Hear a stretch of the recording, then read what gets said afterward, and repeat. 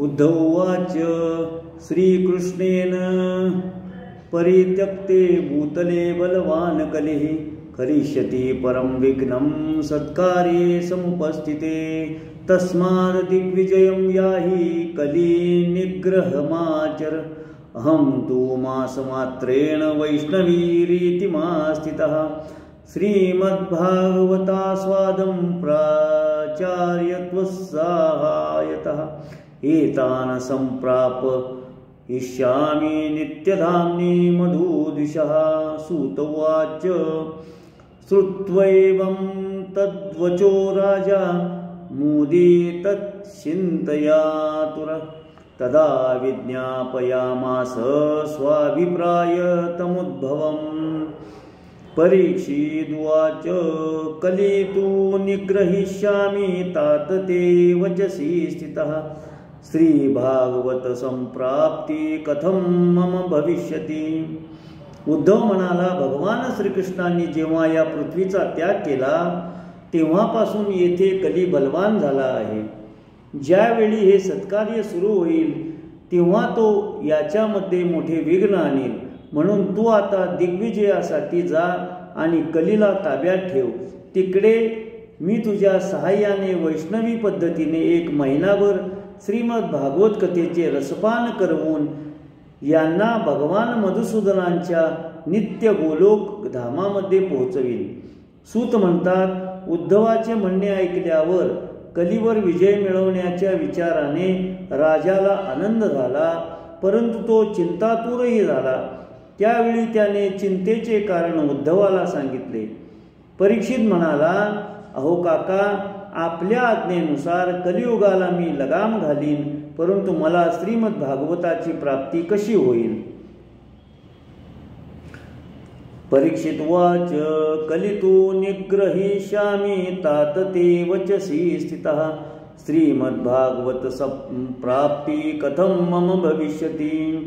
अहं तु समनुग्राह्यस्तव पादतले श्रितः। सूत उवाच श्रुत्वैतद्वचनं भूयोऽप्युद्धवस्तमुवाच।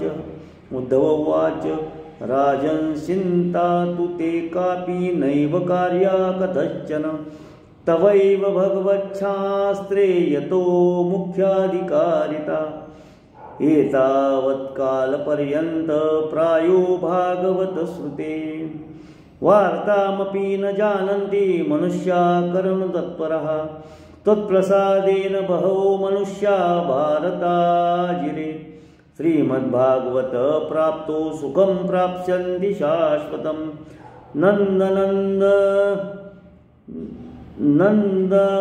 नन्दनरूपस्तु श्रीशुको भगवान् ऋषिः श्रीमद्भागवतं तुभ्यं श्रीवैश्यत्य तेन प्राप्स्यसि राजंस नित्यधाम व्रजेशितु श्रीभागवत सच्चारस्ततो भुवि भविष्यति।